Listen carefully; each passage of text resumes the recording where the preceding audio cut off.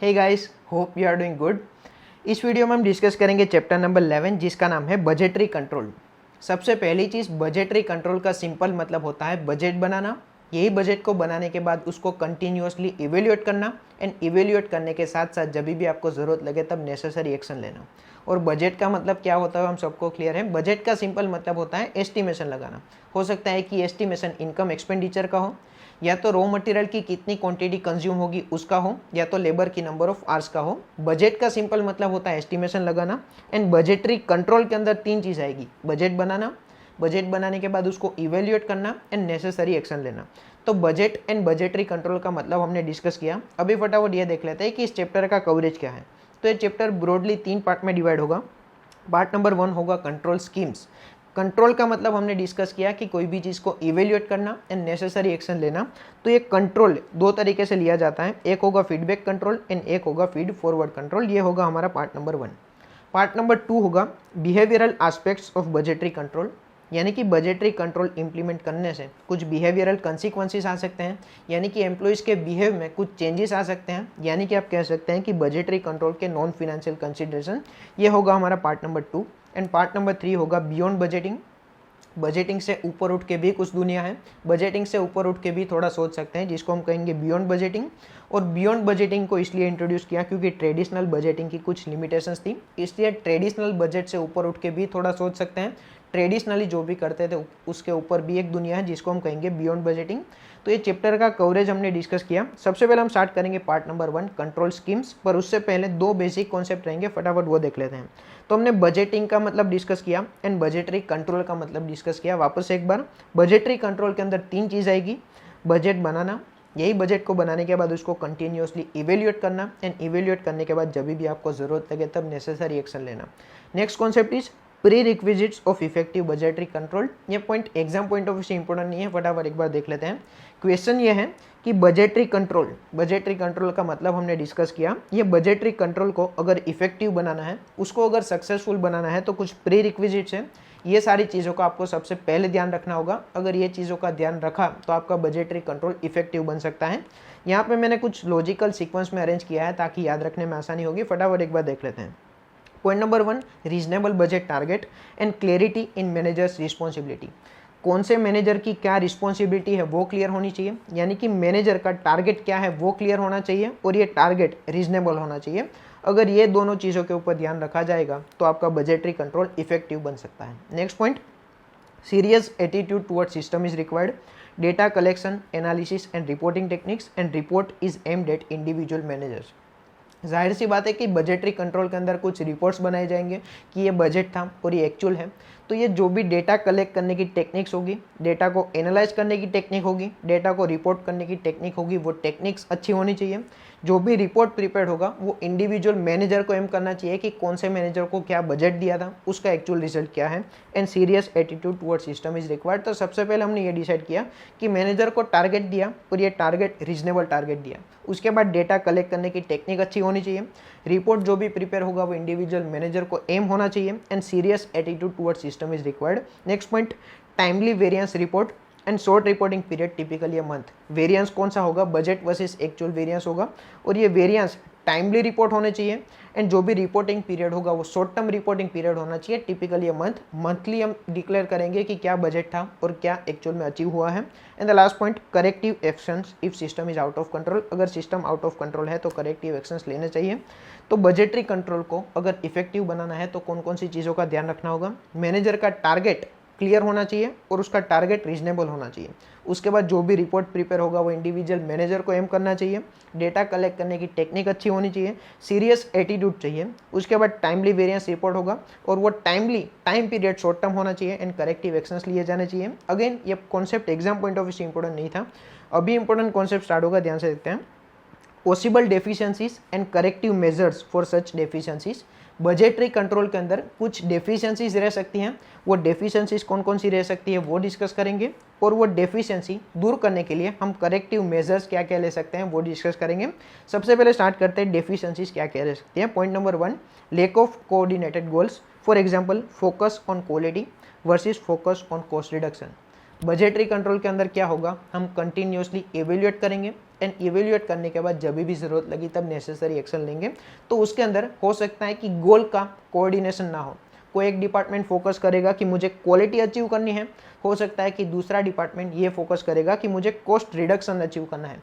तो अगर cost reduction के ऊपर फोकस करेंगे तो हो सकता है कि क्वालिटी अचीव हो या तो ना भी हो। तो सबसे पहली डेफिशिएंसी जो बजटरी कंट्रोल के अंदर रह सकती है कि आधे डिपार्टमेंट का ये फोकस है कि मुझे कॉस्ट रिडक्शन अचीव करना है, एंड आधे डिपार्टमेंट का ये ऑब्जेक्टिव है कि बजट अचीव हो या ना हो पर मुझे क्वालिटी अचीव करनी है।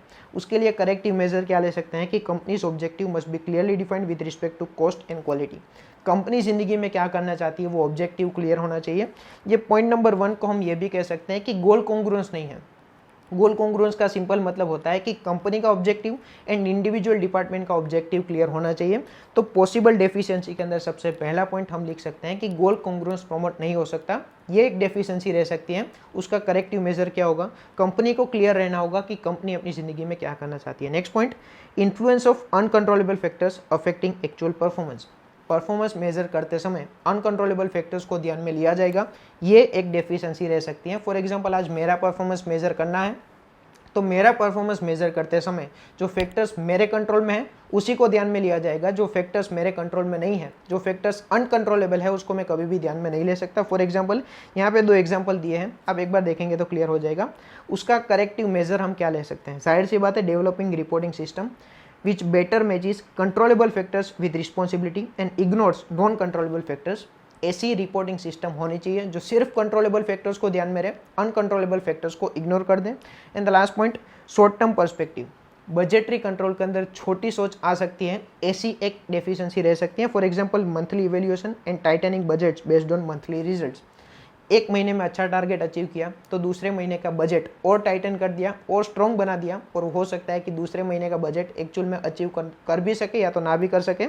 तो छोटी सोच ये एक डेफिशिएंसी रह सकती है। उसका करेक्टिव मेजर क्या होगा, establish budget value for appropriate time period and not changing budget simply as a result of previous month performance. For example higher sales in Diwali month, Diwali का जो भी महीना था उसमें हायर सेल्स हुआ, हो सकता है कि नेक्स्ट महीने में अगर बजट ज़्यादा बना दिया तो वो बजट हो सकता है कि एक्चुअल में अचीव हो या तो ना भी हो। उसके लिए कंपनी करेक्टिव मेजर्स क्या क्या ले सकती है, establish budget values for appropriate time period. Appropriate time period के लिए बजट सेट होना चाहिए, शॉर्ट टर्म हमारा ऑब्जेक्टिव नहीं होना चाहिए। फॉर एग्जाम्पल आप एक साल का टारगेट सेट कर सकते हैं कि पूरे साल में आपको इतना सेल्स अचीव करना है, शॉर्ट टर्म आपका ऑब्जेक्टिव नहीं होना चाहिए। तो आइडियली 3 चीज़ें हमने डिस्कस की, गोल कॉन्ग्रुएंस नहीं होगा, ऐसी एक डेफिशिएंसी रह सकती है। अनकंट्रोलेबल फैक्टर्स ध्यान में लिए जाएंगे, ऐसी भी एक डेफिशिएंसी रह सकती है। एंड शॉर्ट टर्म पर्सपेक्टिव, ऐसी भी एक डेफिशिएंसी रह सकती है। ये सेम टू सेम कॉन्सेप्ट हमने कहीं और भी डिस्कस किए हैं, आप वीडियो पॉज करके वो कॉन्सेप्ट याद करने की ट्राई कर सकते हैं। अगर याद आता है तो अच्छी बात है, वरना हम रिवाइज करते हैं। ये सेम टू सेम चीज़ हमने डिस्कस की है चैप्टर नंबर 8 के अंदर। चैप्टर नंबर 8 के अंदर एक कॉन्सेप्ट था कि आइडियली आपका परफॉर्मेंस मेजरमेंट सिस्टम कैसा होना चाहिए, उसके अंदर हमने डिस्कस की। मैं एक बार ओपन कर लेता हूँ chapter number 8। Chapter number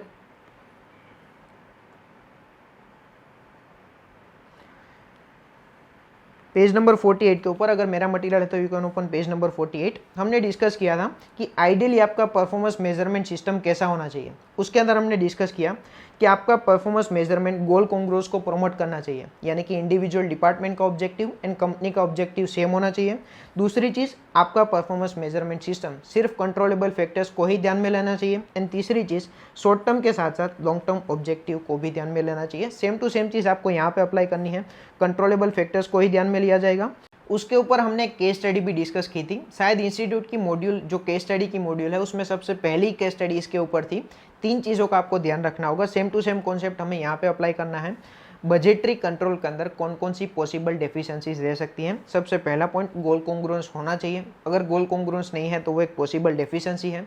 second point, uncontrollable factors को ध्यान में नहीं रखा जाएगा, अगर ध्यान में रखा जाएगा तो वो एक डेफिशिएंसी है। And third point, short term के साथ साथ लॉन्ग टर्म ऑब्जेक्टिव को ध्यान में रखा जाएगा, अगर सिर्फ शॉर्ट टर्म ऑब्जेक्टिव को ध्यान में रखा तो इसका मतलब ये एक डेफिशिएंसी है। तो हमने ये देख लिया कि budget, budgetary control and pre requisites of effective budgetary control क्या क्या है। उसके बाद हमने देखा कि बजटरी कंट्रोल के अंदर कौन कौन सी पॉसिबल डेफिशिएंसीज रह सकती हैं और उसके लिए करेक्टिव मेजर्स क्या क्या हैं। अभी कॉन्सेप्ट नंबर 3 स्टार्ट करेंगे, जो कि है कंट्रोल स्कीम्स। 2 टाइप की कंट्रोल स्कीम होगी, एक होगा फीड फॉरवर्ड एंड एक होगा फीडबैक कंट्रोल सिस्टम। सबसे पहले डिस्कस करते हैं फीडबैक कंट्रोल सिस्टम। तो सबसे पहली चीज फीडबैक का मतलब हम सबको पता है। फीडबैक का मतलब होता है कि कोई भी एक्टिविटी परफॉर्म हो जाने के बाद उसका एक्चुअल में परफॉर्मेंस कैसा रहा, उसका हम रिव्यू लेते हैं तो कहा जाएगा कि हमने फीडबैक लिया। सेम चीज फीडबैक कंट्रोल का मतलब होता है कि कंट्रोल कब लेने हैं, एक्टिविटी परफॉर्म हो जाने के बाद। यानी कि सबसे पहले एक्टिविटी परफॉर्म होगी, उसके बाद वो एक्टिविटी का रिव्यू होगा एंड नेसेसरी एक्शन लिए जाएंगे। अगर इस तरह से हम कंट्रोल सेट करते हैं तो कहा जाएगा कि हमने फीडबैक कंट्रोल सेट किया। बजट के अंदर जो भी एक्टिविटी होगी, सबसे पहले एक्टिविटी परफॉर्म होगी एंड उसके बाद करेक्टिव एक्शंस लिए जाएंगे, उसको हम कहेंगे फीडबैक कंट्रोल। मीनिंग क्या हुआ, reaction after action is taken. कोई भी एक्शन परफॉर्म हो जाने के बाद हम रिएक्शन लेंगे, कहा जाएगा कि हमने फीडबैक कंट्रोल सेट किया। टाइप्स ऑफ फीडबैक कौन कौन से हो सकते हैं, positive feedback, negative feedback, primary feedback and secondary feedback. Positive feedback का मतलब ये हुआ कि कोई भी चेंज की रिक्वायरमेंट नहीं है। नेगेटिव फीडबैक का मतलब हुआ कि चेंज की रिक्वायरमेंट है। प्राइमरी फीडबैक का मतलब हुआ कि चेंज की रिक्वायरमेंट तो है पर चेंज एकदम स्मॉल लेवल का है, इतने स्मॉल लेवल का है कि वो चेंज या तो बॉटम लेवल कर सकता है या तो मिडिल लेवल कर सकता है, टॉप लेवल को ये चेंज इंटीमेट करने की ज़रूरत नहीं है, उसको हम कहेंगे primary feedback. And secondary feedback का मतलब होता है कि चेंज करने की ज़रूरत है और बड़े लेवल का चेंज करने की ज़रूरत है, इतने बड़े लेवल का चेंज करने की ज़रूरत है कि वो चेंज टॉप लेवल को इंटीमेट करना ज़रूरी है। तो positive, negative, primary and secondary, ये 4 टाइप के फीडबैक होंगे। Next point, limitations. Feedback control की लिमिटेशंस क्या क्या होगी, वापस से एक बार। फीडबैक कंट्रोल का मतलब होता है कि एक्टिविटी सबसे पहले परफॉर्म होगी, परफॉर्म हो जाने के बाद हम देखेंगे कि एक्टिविटी का परफॉर्मेंस कैसा रहा एंड अकॉर्डिंगली हम करेक्टिव मेजर्स लेंगे। तो सबसे पहला नेगेटिव पॉइंट, सबसे पहली लिमिटेशन ये है कि जो एक्टिविटी ऑलरेडी परफॉर्म हो चुकी है उसके अंदर जो भी नेगेटिव वेरिएंसेस आएंगे, उसके अंदर जो भी नेगेटिव फीडबैक आया उसका क्या, उसको तो हम चेंज नहीं कर सकते, ये सबसे पहली लिमिटेशन। दूसरा point, it heavily depends on success of error detection. Feedback control को सक्सेसफुल बनाने के लिए सबसे पहले एरर का डिटेक्ट होना ज़रूरी है। Next point, there may be time lag between error detection and corrective measures. हो सकता है कि जो डेट पे टाइम एरर डिटेक्ट हुई एंड उसका करेक्टिव मेजर्स लिया जाएगा, ये दोनों पीरियड के बीच में भी एरर और इनकर हो सकती है और वो एरर की वजह से हमें नुकसान हो सकता है। तो एक लिमिटेशन है फीडबैक कंट्रोल की, एग्जाम पॉइंट ऑफ व्यू से मेरे ख्याल से इंपॉर्टेंट नहीं है। Next point, control report. Control report का मतलब होता है it's a feedback device through which feedback is reported. जो भी डिवाइस का यूज़ करके हम फीडबैक को रिपोर्ट करेंगे वो डिवाइस को प्यार से कहा जाएगा कंट्रोल रिपोर्ट। यानी कि आप कह सकते हैं कि फीडबैक फॉर्म, जो फॉर्म फिल करके, जो डिवाइस का यूज़ करके हम फीडबैक रिपोर्ट करेंगे वो डिवाइस को प्यार से कहा जाएगा control report. And next point, guidelines for feedback management control report. Ideally आपका कंट्रोल रिपोर्ट कैसा होना चाहिए, आप एक बार देखेंगे तो क्लियर हो जाएगा। उसका स्टैंडर्ड फॉर्मेट होना चाहिए, ये फालतू चीज़ें लिखी है, आप एक बार देखेंगे तो क्लियर हो जाएगा। तो अभी तक हमने ये देखा कि फीडबैक कंट्रोल कहेंगे किसको। फीडबैक कंट्रोल का मतलब होता है कि एक्टिविटी परफॉर्म हो जाने के बाद उसका परफॉर्मेंस मेजर करेंगे एंड नेसेसरी एक्शन लेंगे। उसका थोड़ा सा ऑपोजिट फीड फॉरवर्ड कंट्रोल के अंदर क्या होगा, एक्टिविटी परफॉर्म होने से पहले हम एस्टिमेशन लगाएंगे कि ये एक्टिविटी के अंदर ये सारी एरर्स आ सकती हैं, ये चेंजेस आ सकते हैं, और वो एक्टिविटी परफॉर्म होने से पहले अगर हम करेक्टिव मेजर्स लेते हैं तो उसको हम कहेंगे feed forward control system. Meaning क्या हुआ, forecasting future and forecasting error. Future को भी फोरकास्ट करेंगे एंड फ्यूचर में क्या क्या एरर्स हो सकती है उसको भी फोरकास्ट करेंगे एंड अकॉर्डिंगली करेक्टिव एक्शंस लेंगे, उसको हम कहेंगे feed forward control system. Example क्या हुआ, indication of increase in price would cost buying before price go up. अगर प्राइस इंक्रीज होगी ऐसा इंडिकेशन है तो सबसे पहले हम ये नहीं सोचेंगे कि सबसे पहले एक्टिविटी को परफॉर्म होने दो, कि रॉ मटेरियल परचेस होने की एक्टिविटी को परफॉर्म होने दो, उसके बाद करेक्टिव एक्शंस लेंगे। अगर हमें पहले से पता है कि प्राइस इंक्रीज हो सकती है, ऐसा इंडिकेशन हमारे पास में है, तो उस केस में सबसे पहले ही जब प्राइस इंक्रीज होगी उससे पहले मटेरियल परचेस करने के बारे में सोचेंगे। इसको हम कहेंगे feed forward control system.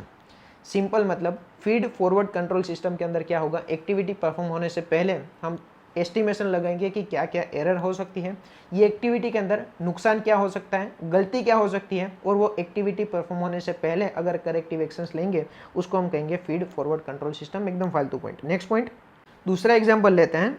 For a can manufacturing company it's better to do weighing of 1 kg before it's packed instead of weighing after packaging. Can manufacturing company को कैन के वेट का मेजरमेंट करना है तो उसके पास 2 ऑप्शन है, या तो पैकेजिंग हो जाएगा उसके बाद मेजरमेंट करो, या तो पैकेजिंग होने से पहले वेट का मेजरमेंट करो। पैकेजिंग होने के बाद वेट का मेजरमेंट किया, यानी कि एक्टिविटी परफॉर्म होने के बाद वेट का मेजरमेंट किया एंड करेक्टिव एक्शंस लिए, तो उसको हम कहेंगे फीडबैक कंट्रोल। एंड कैन का पैकेजिंग होने से पहले यानी कि एक्टिविटी परफॉर्म होने से पहले अगर वेट का मेजरमेंट किया एंड करेक्टिव एक्शंस लिए तो उसको हम कहेंगे फीड फॉरवर्ड कंट्रोल सिस्टम। तो कैन मैन्युफैक्चरिंग कंपनी के लिए फ़ायदेमंद क्या होगा? जाहिर सी बात है कि फीड फॉरवर्ड कंट्रोल सिस्टम फ़ायदेमंद होगी कि पैकेजिंग होने से पहले ही वेट का मेजरमेंट कर लो एंड करेक्टिव एक्शंस ले लो। पैकेजिंग होने के बाद अगर वेट का मेजरमेंट किया एंड करेक्टिव एक्शंस लेने की ज़रूरत पड़ी तो जो भी पैकेजिंग का मटेरियल था वो मटेरियल हो सकता है कि मटेरियल का नुकसान हो। तो फीड फॉरवर्ड का मीनिंग एंड उसके एग्जांपल्स हमने डिस्कस किए। एक्टिविटी परफॉर्म होने से पहले अगर हम एस्टिमेशन लगाते हैं कि क्या गलती हो सकती है, क्या प्रॉब्लम हो सकते हैं, एंड एक्टिविटी परफॉर्म होने से पहले अगर करेक्टिव मेजर्स लेते हैं तो उसको हम कहेंगे फीड फॉरवर्ड कंट्रोल सिस्टम। उसकी लिमिटेशंस क्या क्या होगी? It's concern with estimation of uncertain future. Future का एस्टिमेशन जाहिर सी बात है लेना होगा और फ्यूचर ऑलवेज अनसर्टेन होगा, तो उसकी एक लिमिटेशन है। Second point, study of future is not well developed. Future की स्टडी इतनी ज़्यादा डेवलप नहीं हुई तो उस केस में एक लिमिटेशन है फीड फॉरवर्ड कंट्रोल सिस्टम की। Next point is implementation of feed forward budget. अगर आपको practically feed forward budget implement करना है तो आपको कौन कौन से स्टेप्स फॉलो करने होंगे, यानी कि एरर्स को एस्टिमेट करेंगे एंड अकॉर्डिंगली करेक्टिव मेजर्स लेंगे। ये चीज़ अगर आपको प्रैक्टिकली इंप्लीमेंट करनी है तो आपको कौन कौन से स्टेप्स फॉलो करने होंगे, फटाफट एक बार देख लेते हैं। Point number 1, thorough planning and analysis are required for input variables. And second point, careful discrimination must be applied before selecting input variables. आपको कुछ एस्टिमेशन लेना होगा तो वो एस्टिमेशन लेने के लिए आपको कुछ वेरिएबल्स की रिक्वायरमेंट होगी, तो वो वेरिएबल का सिलेक्शन, कौन कौन से वेरिएबल हम सिलेक्ट करेंगे उसका सिलेक्शन करने के लिए केयरफुल डिस्क्रिमिनेशन आपको अप्लाई करना होगा and thorough planning and analysis करना होगा। फॉर एग्जांपल, मुझे यूएसडी आईएनआर की मूवमेंट क्या होगी उसके लिए feed forward control system implement करनी है, यानी कि यूएसडी आईएनआर की मूवमेंट मैं एस्टिमेट करूंगा एंड उसके बेसिस पे आप आज करेक्टिव मेजर्स लूंगा। तो यूएसडी आईएनआर की मूवमेंट क्या होगी उसका एस्टिमेशंस लेने के लिए मुझे कुछ इनपुट वेरिएबल्स की रिक्वायरमेंट होगी। फॉर एग्जांपल, जीडीपी का डेटा क्या होगा, फॉर एग्जांपल इंटरेस्ट रेट क्या होगा इंडिया के अंदर एंड इंटरेस्ट रेट क्या होगा यूएस के अंदर। एसएफएम के अंदर एक कॉन्सेप्ट आया था इंटरेस्ट रेट पेरिटी का, तो वो कॉन्सेप्ट को अप्लाई करते हुए यूएसडी आईएनआर की मूवमेंट लार्जली डिपेंड करेगी कि इंडिया के अंदर इंटरेस्ट रेट क्या है एंड यूएस के अंदर इंटरेस्ट रेट क्या है। तो दोनों के इंटरेस्ट रेट का डेटा मुझे चाहिए होगा। फॉर एग्जाम्पल, एम्प्लॉयमेंट का डेटा भी मुझे चाहिए होगा, इन्फ्लेशन का डेटा भी मुझे चाहिए होगा। तो यानी कि मूवमेंट प्रेडिक्ट करने के लिए मुझे कुछ इनपुट वेरिएबल्स की रिक्वायरमेंट है। तो सबसे पहली चीज़, मुझे केयरफुल डिस्क्रिमिनेशन अप्लाई करना होगा कि मुझे कौन कौन से वेरिएबल्स की रिक्वायरमेंट है और ये वेरिएबल्स के लिए मुझे थॉरली प्लानिंग एंड एनालिसिस करना होगा। दूसरा एग्जाम्पल देता हूँ कि कोई एक प्रोजेक्ट मुझे मिला है और वो प्रोजेक्ट के लिए मुझे feed forward control system implement करनी है, यानी कि कुछ एस्टिमेशन लेना होगा। तो सबसे पहली चीज़ मुझे ये रखना होगा कि प्रोक्योरिंग मटेरियल, मैं कौन से टाइप का मटेरियल परचेस करूंगा।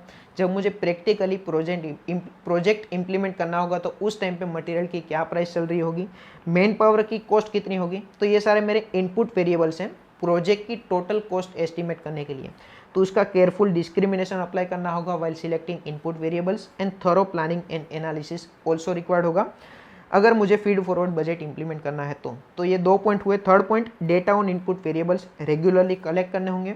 Data on input variables regularly assess करने होंगे। जाहिर सी बात है कि डेटा को रेगुलरली कलेक्ट करके उसका असेसमेंट करना होगा। Feed forward system must be kept dynamic. जाहिर सी बात है कि फीड फॉरवर्ड के अंदर सबसे बड़ा पॉइंट है कि फ्यूचर का एस्टिमेशन लेना होगा, तो फ्यूचर के एस्टिमेशन को कभी भी रिजिड नहीं रख सकते, उसको डायनामिक रखना होगा। And 6 point, a model of control system to be developed. तो 6 पॉइंट अगर implement feed forward budget practically implement करना है तो 6 पॉइंट आपको फॉलो करने होंगे। थरो प्लानिंग एंड एनालिसिस करना होगा एंड केयरफुल डिस्क्रिमिनेशन करना होगा जो भी इनपुट वेरिएबल्स होंगे वो। उसके बाद ये इनपुट वेरिएबल का डेटा रेगुलरली कलेक्ट करना होगा एंड रेगुलरली असेस करना होगा। जो भी सिस्टम होगी वो डायनेमिक होगी एंड कंट्रोल सिस्टम भी आपको इंप्लीमेंट करनी होगी। तो यहाँ पे कंट्रोल स्कीम्स हमने डिस्कस की, feedback control scheme and feed forward control scheme हमने डिस्कस की। Next point, behavioural aspects of budgetary control. Budgetary control implement करने से कुछ बिहेवियरल कॉन्सिक्वेंसेस अराइज होते हैं, यानी कि बजटरी कंट्रोल इंप्लीमेंट करने से एम्प्लॉयज़ के बिहेव में कुछ चेंजेस आ सकते हैं। हो सकता है कि ये चेंज पॉजिटिव हो सकता है कि ये चेंज नेगेटिव हो, पर बजटरी कंट्रोल इंप्लीमेंट करने से एम्प्लॉयज़ के बिहेव में जो भी चेंजेस आएंगे वो सारी चीज़ें पार्ट नंबर 2 के अंदर डिस्कस करेंगे।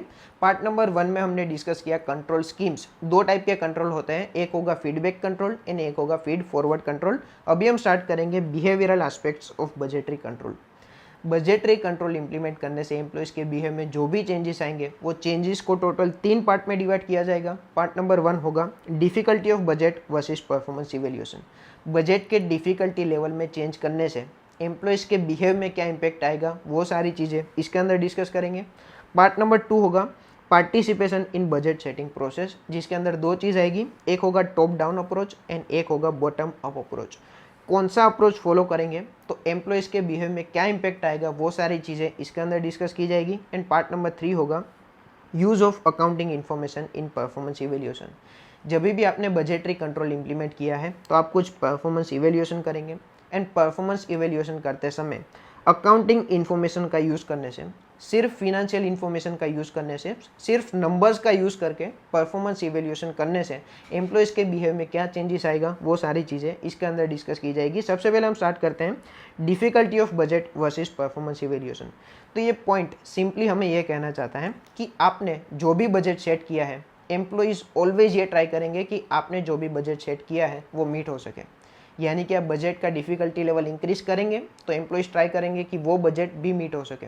बजट का डिफ़िकल्टी लेवल और इंक्रीज़ करेंगे तो एम्प्लॉयज़ और ट्राई करेंगे कि आपने जो भी बजट सेट किया है वो मीट हो सके। कहने का मतलब जैसे जैसे आपका बजट का डिफ़िकल्टी लेवल इंक्रीज़ होता जाएगा, एम्प्लॉयज़ का एक्चुअल परफॉर्मेंस भी इंक्रीज़ होता जाएगा। पर एक चीज़ का आपको ध्यान रखना होगा कि बजट का डिफ़िकल्टी लेवल इतना ज़्यादा भी इंक्रीज़ नहीं कर देना है कि एम्प्लॉयज़ को वो बजट मीट करना थोड़ा सा अनरियलिस्टिक लगे, प्रैक्टिकल ना लगे। और हो सकता है कि एक दिन ऐसा भी आएगा कि आपने बजट का डिफ़िकल्टी लेवल इतना ज़्यादा इंक्रीज़ कर दिया है कि एम्प्लॉयज़ को लगता है कि यार छोड़ो, इतना बजट तो अचीव नहीं हो सकता, हमें काम ही नहीं करना। ये चीज़ ग्राफ के अंदर देखते हैं, यहाँ पे बजट का डिफ़िकल्टी लेवल है और यहाँ पे एम्प्लॉयज़ का एक्चुअल परफॉर्मेंस है। जैसे जैसे आपने बजट का डिफ़िकल्टी लेवल इंक्रीज़ किया, एम्प्लॉयज़ का एक्चुअल परफॉर्मेंस भी इंक्रीज़ होता जाएगा। हो सकता है कि आपने जो भी बजट सेट किया है प्रैक्टिकली एक्चुअल परफॉर्मेंस उतना अचीव हो या तो ना भी हो, पर जैसे जैसे आप अपना बजट का डिफ़िकल्टी लेवल इंक्रीज़ करेंगे, एम्प्लॉयज़ का एक्चुअल परफॉर्मेंस भी इंक्रीज़ होता जाएगा।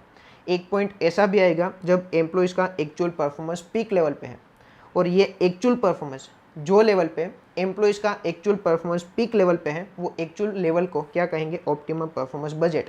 यानी कि आपने इतना बजट सेट किया और इतना बजट सेट करने से एम्प्लॉयज़ का एक्चुअल परफॉर्मेंस पीक पॉइंट पे है, तो ये बजट के लेवल को हम प्यार से क्या कहेंगे, ऑप्टिमम परफॉर्मेंस बजट। एंड अगर ऑप्टिमम परफॉर्मेंस बजट से डिफ़िकल्टी लेवल अगर आपने इंक्रीज़ किया तो उस पॉइंट के बाद एम्प्लॉयज़ का एक्चुअल परफॉर्मेंस गिरना स्टार्ट हो जाएगा। एम्प्लॉयज़ को लगेगा कि छोड़ो, हमें काम नहीं करना, इतना ज़्यादा डिफ़िकल्टी लेवल प्रैक्टिकली अचीव करना पॉसिबल नहीं है। बॉटम लाइन ये है कि जैसे जैसे बजट का डिफ़िकल्टी लेवल इंक्रीज़ करेंगे, एक्चुअल परफॉर्मेंस इंक्रीज़ होता जाएगा। एंड जो लेवल पे बजट के जो लेवल पे एम्प्लॉयज़ का एक्चुअल परफॉर्मेंस टॉप लेवल पे है, वो बजट के लेवल को हम प्यार से क्या कहेंगे, optimum performance budget. And optimum performance budget से अगर आपने डिफ़िकल्टी लेवल इंक्रीज़ किया तो उस पॉइंट के बाद एम्प्लॉयज़ का एक्चुअल परफॉर्मेंस गिरना स्टार्ट हो जाएगा। Simple cheese difficulty of budget and performance evaluation में इतना ही डिस्कस करना है, आप इतना एक बार देखेंगे तो क्लियर हो जाएगा। ठीक है। पार्ट नंबर 2 है participation in budget setting process, जिसके अंदर 2 चीज़ होगी, एक होगा टॉप डाउन अप्रोच एंड एक होगा bottom up approach. Top down approach में क्या होगा, सबसे पहले सीनियर मैनेजमेंट बजट बनाएगा कि मुझे इस साल में इतना बजट कंपलसरी अचीव करना ही करना है। सीनियर मैनेजमेंट बोलेगा मिडिल लेवल मैनेजमेंट को, एंड मिडिल लेवल मैनेजमेंट बोलेगा बॉटम लेवल मैनेजमेंट को, जिसको एक्चुअल में बजट अचीव करना है वो। ये सारी चीज़ें टॉप डाउन अप्रोच में फॉलो की जाएगी, जिसको प्यार से कहा जाता है इम्पोज्ड स्टाइल अप्रोच। दूसरा होगा बॉटम अप अप्रोच या तो पार्टिसिपेटिव अप्रोच, जिसके अंदर क्या होगा, इसके नाम में ही लिखा है कि ये पार्टिसिपेटिव अप्रोच है। यानी कि सबसे पहले बॉटम लेवल को पूछा जाएगा कि आपके मुताबिक एक्चुअल में इस साल का बजट क्या होना चाहिए, क्योंकि एक्चुअल में मार्केट की कंडीशन किसे पता है, बॉटम लेवल को। ग्राउंड इन्फॉर्मेशन किसको पता है, बॉटम लेवल को। कस्टमर के साथ इंटरेक्शन किसका है, बॉटम लेवल को। तो बॉटम लेवल का पार्टिसिपेशन लेके इस केस में सबसे पहले बॉटम लेवल को पूछा जाएगा कि आपके मुताबिक करंट ईयर में हमारा बजट क्या होना चाहिए।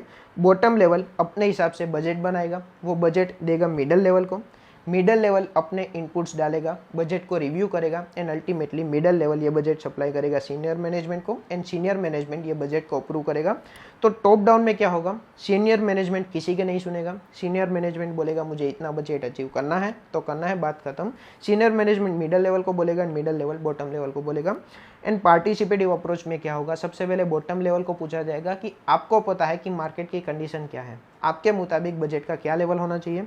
ये मिडल लेवल को देगा and middle level ultimately senior management को देगा। इस केस में दोनों अपने अपने इनपुट्स देंगे, मिडल लेवल भी अपना इनपुट देगा, हो सकता है कि डिफिकल्टी लेवल थोड़ा सा और इंक्रीज करें, एंड सीनियर लेवल भी अपना इनपुट देगा एंड हो सकता है कि डिफिकल्टी लेवल थोड़ा सा और इंक्रीज करें।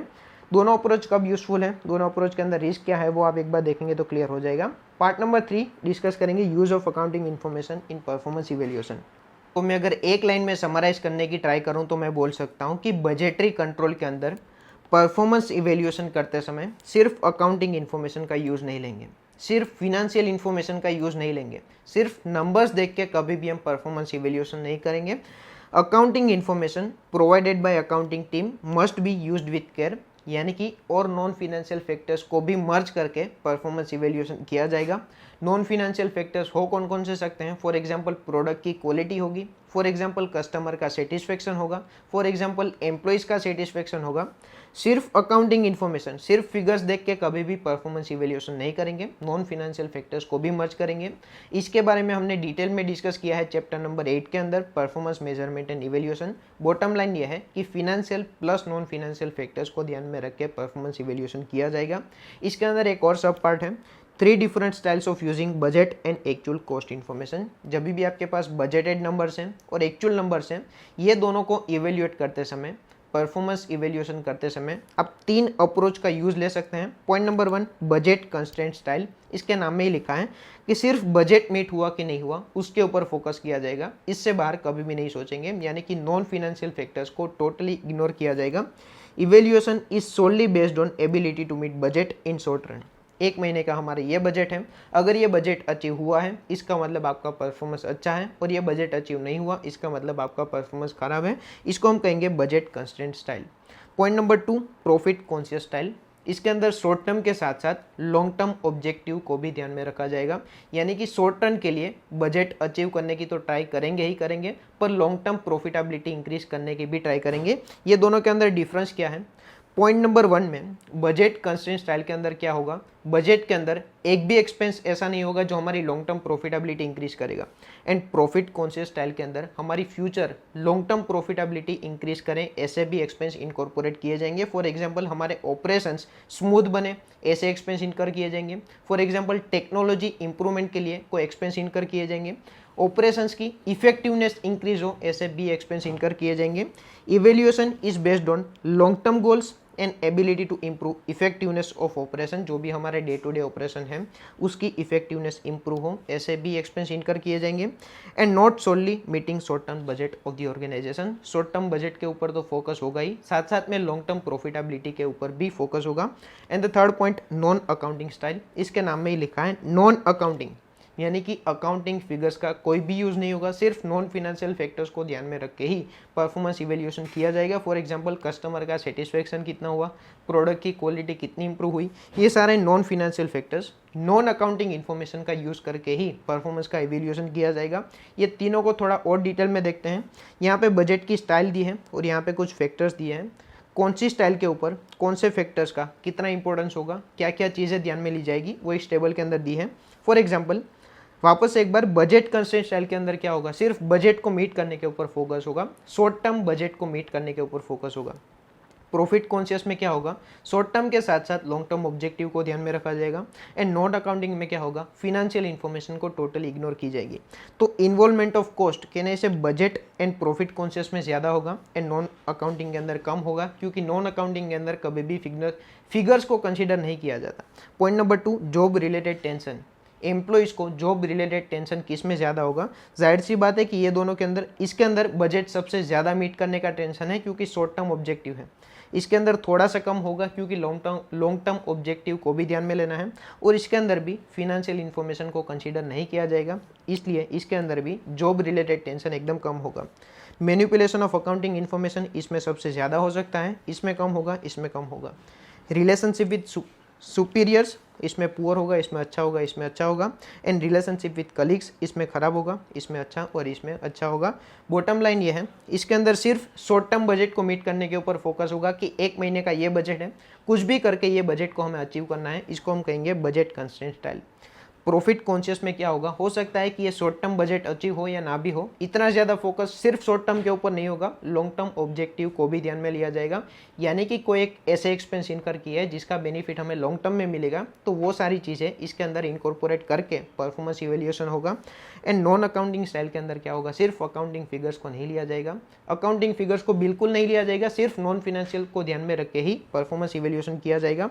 तो यहाँ पे हमारा behavioural aspects of budgetary control खत्म हुआ। 3 चीज़ हमने डिस्कस की, difficulty of budget versus performance evaluation, participation in budget setting process. 2 type के पार्टिसिपेशन हो गए, टॉप डाउन अप्रोच जिसको कहा जाता है इम्पोज्ड स्टाइल अप्रोच, एंड दूसरा होगा बॉटम अप अप्रोच जिसको कहा जाता है पार्टिसिपेटिव अप्रोच। एंड तीसरी चीज़ हमने देखी use of accounting information in performance evaluation. अभी लास्ट पार्ट रहेगा इस चैप्टर का, concept number 5, part number 3, beyond budgeting which is introduced to overcome limitations of traditional budgeting। Traditionally जो भी बजट बनाया जाता था उसकी कुछ लिमिटेशंस थी, और वो लिमिटेशंस को दूर करने के लिए इस कॉन्सेप्ट को इंट्रोड्यूस किया है जिसका नाम है बियॉन्ड बजटिंग। ध्यान से देखना, ये concept exam point of view से इंपॉर्टेंट है। सबसे पहली चीज़, बियॉन्ड बजटिंग का कॉन्सेप्ट सिंपली हमें ये कहता है कि ट्रेडिशनली जो भी बजट बनाया जाता था उसके ऊपर उठ के भी कोई दुनिया है। अगर आज के ज़माने की कंपटीशन में अगर आपको टिकना है तो ट्रेडिशनली जो भी बजट बना रहे थे उसके बियॉन्ड भी आपको कुछ सोचना होगा, इसलिए ये कॉन्सेप्ट का नाम क्या है, बियॉन्ड बजटिंग। यानी कि इस कॉन्सेप्ट में सबसे पहले हम ये देखेंगे कि ट्रेडिशनली जो भी बजट बनाया जाता था उसकी क्या क्या लिमिटेशंस थी। जो लिमिटेशंस को देख के ये कॉन्सेप्ट को लगता है कि ट्रेडिशनल बजट से बियॉन्ड सोचने की भी ज़रूरत है। ये लिमिटेशंस को देख के ये भी क्लियर हो जाएगा कि कौन से बजट को ये लोग ट्रेडिशनल बजट बोल रहे हैं, एंड बियॉन्ड बजटिंग कौन से सॉल्यूशन को एड्रेस करने की ट्राई करेगा। सबसे पहले हम स्टार्ट करते हैं limitation number 1, lack of flexibility.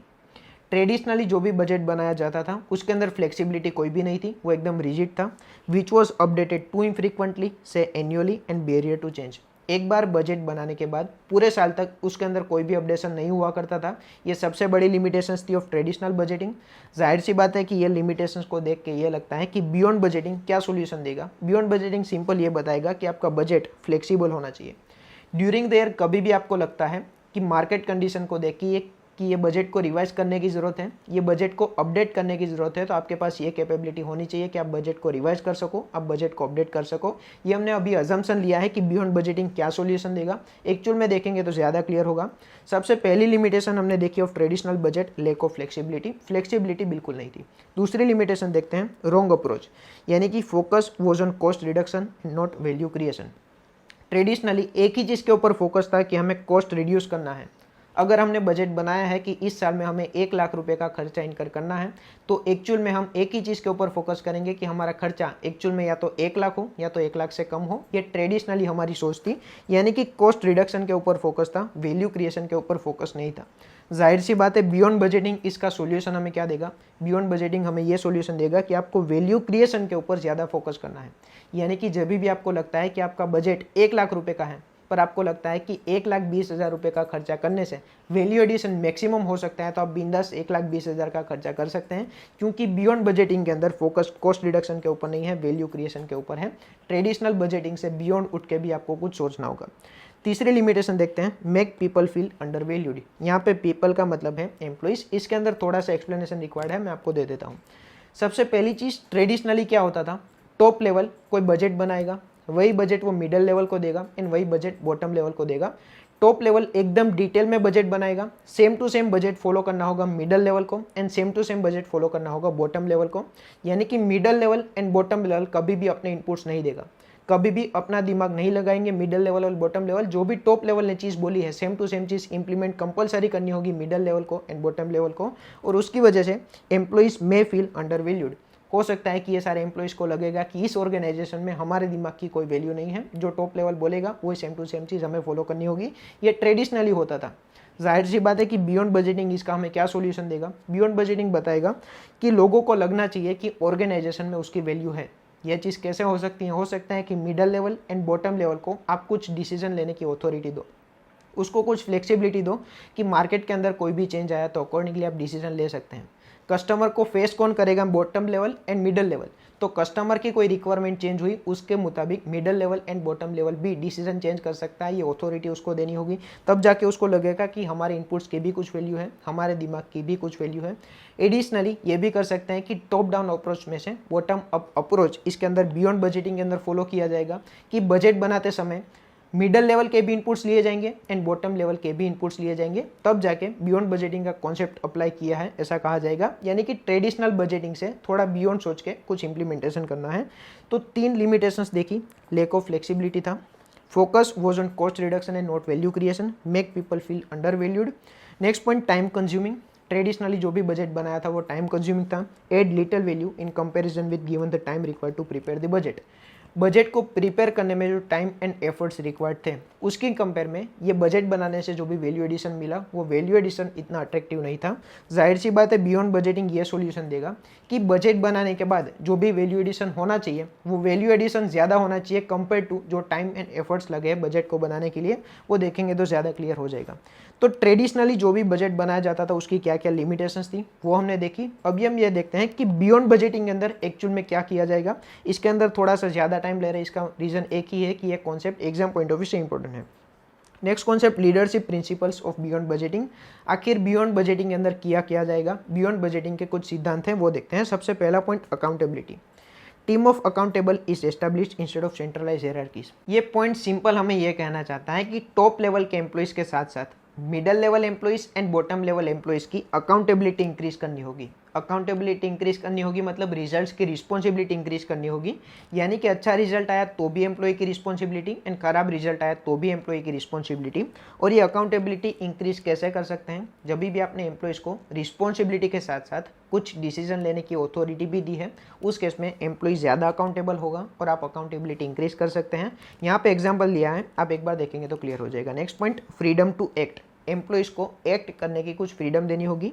Give freedom and capability to act instead of other to what is plan. For example, instead of giving individual target for income, material cost, advertisement cost, manager should be given overall profitability target and freedom to take decision based on market demand to achieve desired growth. Employees को detail में budget बना के देने की ज़रूरत नहीं है कि इतनी इनकम अचीव होनी चाहिए, इतनी मटेरियल की कॉस्ट अचीव होनी चाहिए, इतनी लेबर की कॉस्ट अचीव होनी चाहिए, इतनी एडवर्टाइजमेंट की कॉस्ट अचीव होनी चाहिए। इससे अच्छा आप एक काम करो, एम्प्लॉयज़ को सिर्फ प्रॉफिटेबिलिटी का टारगेट दे दो कि इतना प्रॉफिट हमें अचीव करना है। बाकी इनकम एंड एक्सपेंस का एम्प्लॉयज़ को खुद रिस्पॉन्सिबिलिटी दो एंड खुद डिसीजन लेने की अथॉरिटी दो, यानी कि फ्रीडम टू एक्ट दो। उस केस में मार्केट की डिमांड के मुताबिक एम्प्लॉइज इनकम सेट करेगा एंड मार्केट की डिमांड के मुताबिक एम्प्लॉइज एक्सपेंस मैनेज करेगा और एम्प्लॉइज अपना प्रॉफिटेबिलिटी का टारगेट अचीव करेगा। बॉटम लाइन ये है, लिमिटेशंस ऑफ ट्रेडिशनल बजटिंग के अंदर हमने देखा था कि एम्प्लॉइज को अंडर वैल्यूड फील करवाया जाता है, कि एम्प्लॉइज को डिटेल में बजट बना के दिया जाएगा कि इनकम इतनी, एक्सपेंस इतना। ये सब चीज़ करने की ज़रूरत नहीं है, एम्प्लॉइज को सिर्फ प्रॉफिटेबिलिटी का टारगेट दे दो। एम्प्लॉइज अपने हिसाब से फ्रीडम टू एक्ट करेगा एंड अकॉर्डिंगली प्रॉफिटेबिलिटी का टारगेट अचीव कर देगा। इनकम एक्सपेंडिचर का डिटेल में बजट बना के देने की ज़रूरत नहीं है। Third point, customer focus. Focus should be on customer outcome and not internal target. वो तो हमने ऑलरेडी डिस्कस किया कि ट्रेडिशनल बजटिंग से बियॉन्ड भी इनकम एंड एक्सपेंडिचर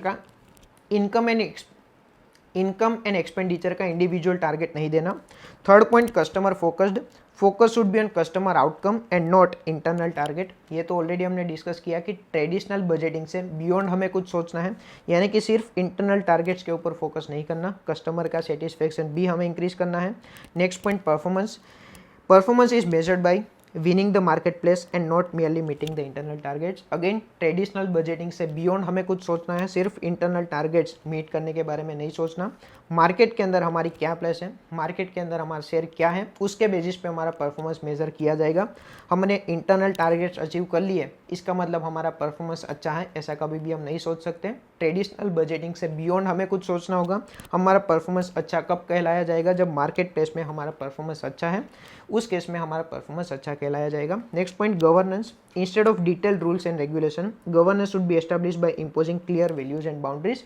एक बार बाउंड्री फिक्स कर दो, हर चीज़ पे ये गवर्नेंस है, हर चीज़ पे ये रूल्स एंड रेगुलेशन है, ऐसा करने की ज़रूरत नहीं है। आप एक बाउंड्री फिक्स कर दो, उसके बाद एम्प्लॉइज़ को कुछ एक्ट करने की फ्रीडम दो। ये सारी चीज़ें इसके अंदर लिखी है, एग्जाम्पल दिया है, आप एक बार देखेंगे तो क्लियर हो जाएगा। Next point, information. Promote open and shared information, यानी कि it should encourage knowledge sharing. यहाँ पे leadership principles of beyond budgeting खत्म हुआ। इसकी एक मेमोरी टेक्निक है। कस्टमर का परफॉर्मेंस इंप्रूव करने के लिए गवर्नमेंट ने फ्री में अकाउंट्स पढ़ाने की इन्फॉर्मेशन दी। कस्टमर का मतलब हुआ कस्टमर फोकस, परफॉर्मेंस का मतलब हुआ परफॉर्मेंस, गवर्नमेंट मतलब गवर्नेंस, फ्री मतलब फ्रीडम टू एक्ट, अकाउंट मतलब अकाउंटेबिलिटी एंड इन्फो मतलब इन्फॉर्मेशन। कस्टमर का परफॉर्मेंस इंप्रूव करने के लिए गवर्नमेंट ने फ्री में अकाउंट्स पढ़ाने की इन्फॉर्मेशन दी। तो यहाँ पे leadership principles of beyond budgeting खत्म हुआ। वापस से थोड़ा सा रिकेप करके दोनों को लिंक करने की ट्राई करते हैं।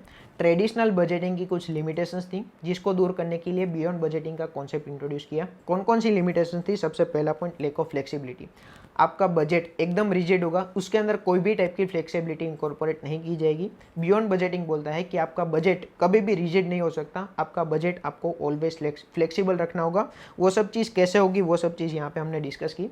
नेक्स्ट पॉइंट, दूसरी लिमिटेशन क्या थी? Focus was on cost reduction and not value creation. Traditional ये अप्रोच था। बियॉन्ड बजटिंग बोलता है कि आपको किस चीज़ के ऊपर फोकस करना होगा? वैल्यू क्रिएशन के ऊपर। कैसे पता चलेगा कि बियॉन्ड बजटिंग ने वैल्यू क्रिएशन के ऊपर फोकस किया? बियॉन्ड बजटिंग बोलता है कि आपको कस्टमर फोकस्ड रहना होगा, यानी कि कस्टमर के सेटिस्फेक्शन के बारे में सोचना होगा। बियॉन्ड बजटिंग बोलता है कि आपका परफॉर्मेंस किस तरह से मेजर होगा, आपकी मार्केट के अंदर क्या वैल्यू है उसके बेसिस पे। आपने इंटरनल टारगेट्स अचीव किए नहीं किए फ़र्क नहीं पड़ता, मार्केट प्लेस में आपकी क्या वैल्यू है उसके बेसिस पे आपका परफॉर्मेंस मेजर किया जाएगा। यानी कि आप कह सकते हैं कि बियॉन्ड बजटिंग के अंदर कॉस्ट रिडक्शन के ऊपर फोकस नहीं है, वैल्यू क्रिएशन के ऊपर फोकस है। ट्रेडिशनली क्या होता था? Make people feel under valued.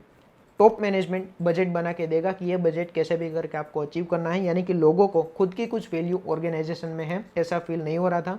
Beyond budgeting क्या करेगा? एम्प्लॉयज़ को कुछ रिस्पॉन्सिबिलिटी देगा। एम्प्लॉयज़ को लगेगा कि इस ऑर्गेनाइजेशन में मेरे इनपुट्स की भी वैल्यू है, मेरे दिमाग की भी वैल्यू इस ऑर्गेनाइजेशन में है। ये सब चीज़ कैसे होगी वो हमने डिस्कस किया। एम्प्लॉयज़ को फ्रीडम टू एक्ट दिया जाएगा। गवर्नेंस के अंदर क्या होगा? एक बाउंड्री फिक्स की जाएगी, उसके बाद एम्प्लॉयज़ को फ्रीडम टू एक्ट दिया जाएगा। एम्प्लॉयज़ को खुद के हिसाब से काम करने की रिस्पॉन्सिबिलिटी दी जाएगी एंड ऑथोरिटी भी दी जाएगी।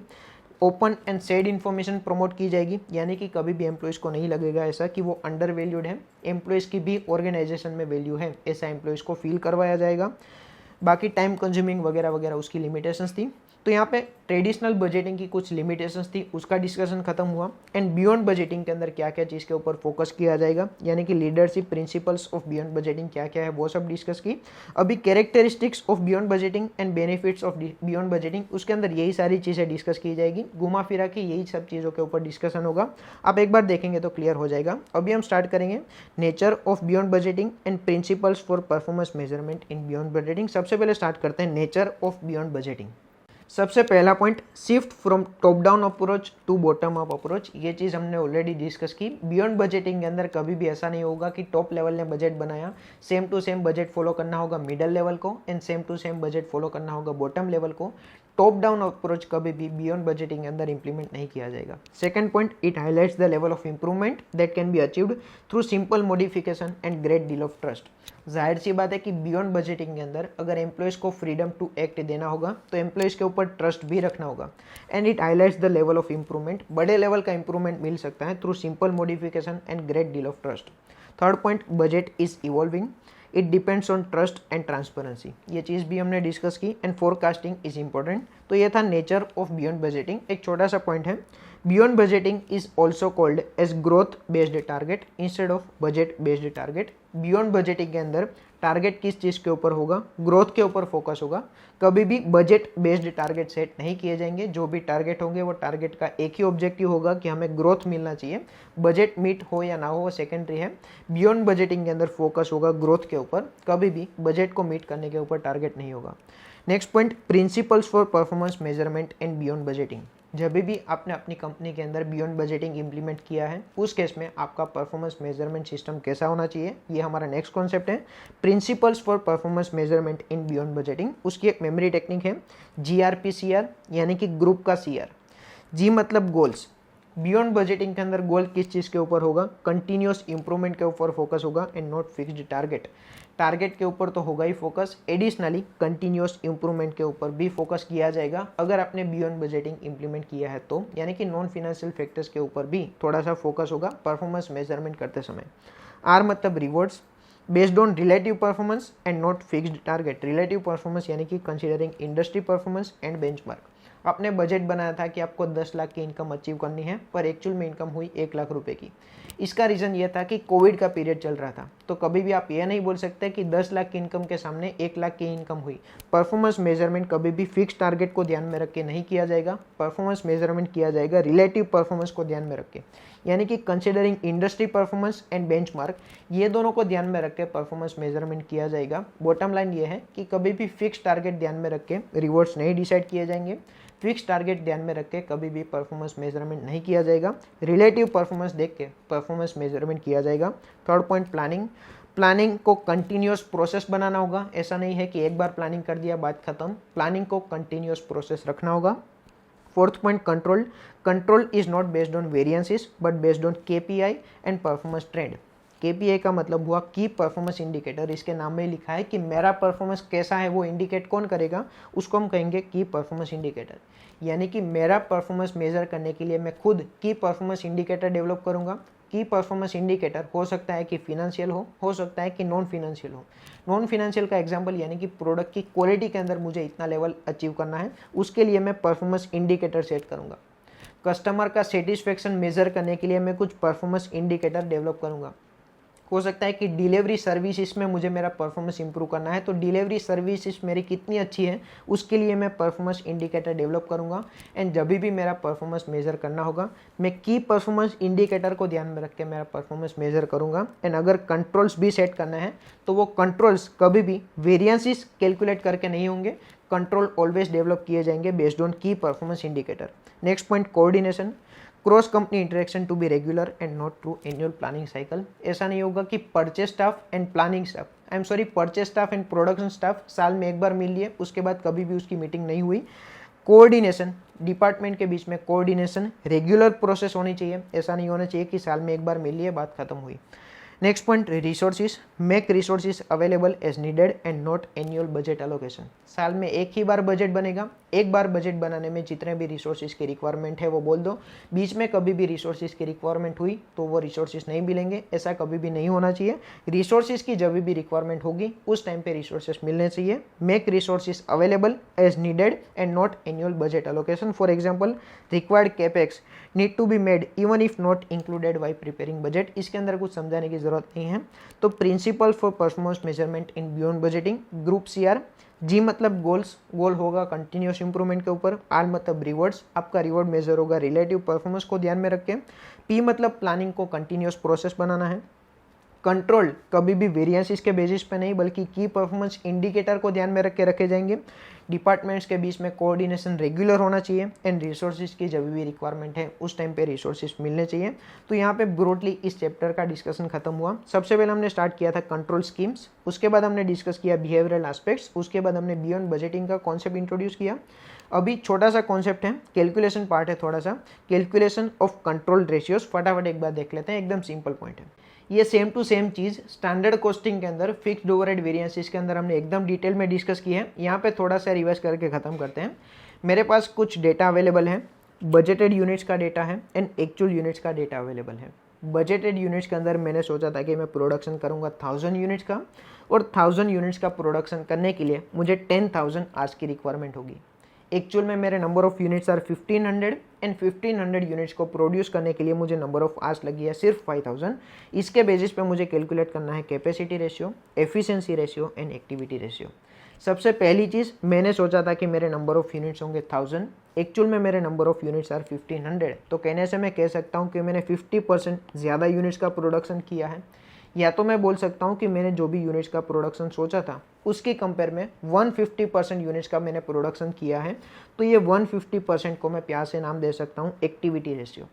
एक्टिविटी रेशियो प्योरली रिजल्ट्स के ऊपर फोकस करेगा कि मैंने सोचा था कि मेरे यूनिट्स होंगे 1000, एक्चुअल में मेरे नंबर ऑफ यूनिट्स आर 1500, तो मेरा एक्टिविटी रेशियो मैं बोल सकता हूँ कि 150% है। रिजल्ट्स के ऊपर ही फोकस करेगा।